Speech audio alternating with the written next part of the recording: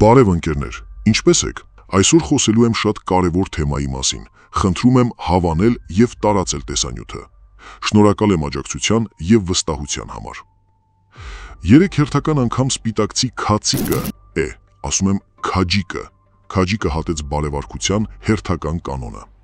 Զգուշացրել էի, չէ, որ հենց նման բան տեղի ունենա, ամբողջ պատասխանատվությունը մնում է քաջիկի վրա։ Քաջիկ, լսիր, քեզ եւս մեկ շանս եմ տալիս, որ քո այդ լակոտին բացատրես, որ ինքը ընդամենը պատահականության արդյունք է։ Քաջիկ, վաղը քո աշխատակցուհու մասին կխոսեմ, եթե քո պահվածքը չվերանայես։ Հա, հենց այն աշխատակցուհու, որին դու այդքան շատ ես սիրում։ Նայի, իմ սկզբունքներին դեմ է անձնական մտնելը, բայց եթե այդ ապօրինի սեռական ակտի հետևանքը նորից իրեն նման կերպ պահեց, ապա վստահեցնում եմ, քո կինը ահագին հարցեր կունենա քեզ։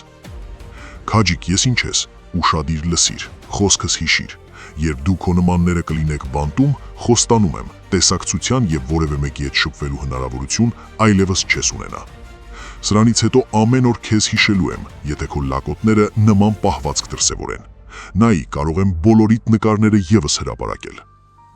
Հարգելի սպիտակցիներ, ընտրություն կատարեք, կամ սրանց նման ճիվաղները շարունակելու են իրենց լավ զգալ, կամ դուք ունենալու եք հզոր ապագա։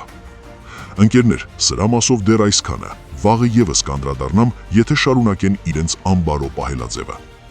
Իսկ հիմա ցանկանում եմ խոսել մեր ճակերտավոր բարեկամ Ռուսաստանի մասին։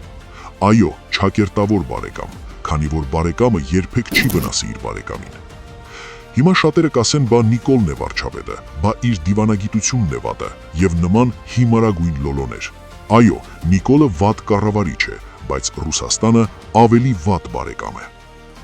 Տաշիր Սամվելի եղբոր որդի Նարեկ, ինչպե՞ս եք, որ տեսանյութ եք հրապարակում, ծաղիկները փչանում են, դրանից հաճույք եք ստանում, բա եթե այդքան լավ բարեկամ եք համարում ձեր ռուսներին, ապա զանգեք ասեք նման անբարոյական պահելաձևով հանդես չգան, դրանով փորձեք ձայն հավաքել։ Հանրությանը ներկայացրեք, որ դուք այնքան կաք, որ կարող եք լինելով ընդդիմություն հարցեր կարգավորել, թե միայն ուրախանում եք բիզնեսների սեփականատերերին վնաս պատճառելով։ Նարեկ, դուք լինեիք այնքան լավը, որ ձեր հովանավորյալ երկրները շանտաժի լեզվով չխոսեին մեր հասարակության հետ։ Գիտեք ինչու է մեր երկիրը այս վիճակին, որովհետև ունենք սրանց նման ընդդիմություն, որ իրենց աթոռի համար կարող են իրենց քաղաքական հայրիկից խնդրել, որ վնասեն մեր հասարակությանը։ Խնդրում եմ ասել, Պուտինը Ալիևից ինչով է տարբերվում։ Իմ սուբյեկտիվ կարծիքով որևէ տարբերություն չկա։ Միայն Պուտինը բեղ չունի։ Ընկերներ, իմ համար ցավալի է այս վիճակը։ Ցավալի է, որ մեկ աթոռի համար կարող են բոլոր կողմերը թքած ունենալ մեզ վրա։ Դրա համար մենք միասին այդ աթոռը վերադարձնելու ենք իրական տերերին, այսինքն ժողովրդին։ Որևէ մեկը չկասկածի դրանում։ Ես որպես Հայաստանի Հանրապետության քաղաքացի հրաժարվում եմ ցանկացած տեսակի ռուսական ապրանք գնելուց, հրաժարվում եմ Տաշիր գրուպին պատկանող բիզնեսներից օգտվելուն եւ կոչ եմ անում յուրաքանչյուր հայի նույնպես հրաժարվել։ Որևէ մեկը չի կարող մեզ հետ շանտաժի լեզվով խոսել։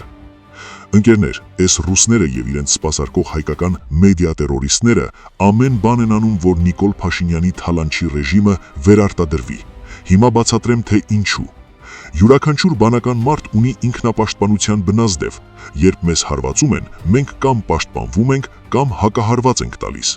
Իսկ Ռուսաստանի շահերը սպասարկողները այս անգամ հարվածել են մեզ, եւ մենք հիմա պետք է կամ ինքնապաշտպանվենք, կամ հակահարված տալ։ Դրա լավագույն տարբերակը ընտրություններում իրենց չընտրելն է։ Ընկերներ, այո, կոշտ արձագանք է պետք, որ բոլորը հասկանան, որ մենք խաղալիք չենք իրենց քաղաքական նպատակների իրագործման ճանապարհին, եւ ուրեմն ընտրություններում չենք ընտրում որևէ ուժ, ով կհամարի Ռուսաստանին բարեկամ երկիր։ Նարեկ Կարապետյան, խոստանում եմ, հեղափոխության հետո ձեզ անվերադարձ կարտաքսենք ձեր հայրենի երկիր, քանի որ այնտեղ ձեզ ավելի լավ են վերաբերվում։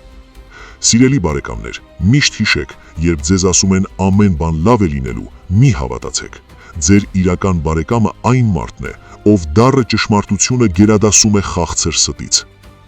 Կներեք կոշտ արտահայտվելուսը, սակայն ամեն բան պետք է իր չափերը ունենալ։ Իսկ նրանք, ովքեր հանուն իրենց մի գրոշ փողի կարող են սատարել ռուսահապատած ուժերին, խորհուրդ եմ տալիս երկար մտածել։ Մենք 90-ականների մեջով անցած ազգ ենք, Մենք ցեղասպանություն վերապրած ազգ ենք, ռուսի շանտաժները ինչ է, որ չկարողանանք դիմակայել։ Իդեպ, ուժային կառույցներին թարմ տեղեկատվություն։ Ռուսաստանում գտնվող մեր հայրենակիցներին զանգահարում են քաղաքային իշխանություններից եւ սպառնում, որ եթե չգնան եւ չընտրեն ուժեղ Հայաստանին, ապա այդ քաղաքում ամեն բան կկորցնեն։ Եթե սրանից հետո մեկը փորձի վիրավորական արտահայտություն գրի, ապա նրա նկարը հաջորդ օրը կհրապարակվի ավելի վիրավորական, սակայն բարևարքության ցենզը պահած։ Այսօր այսքանը, հարգանքներով, ձեր հայը։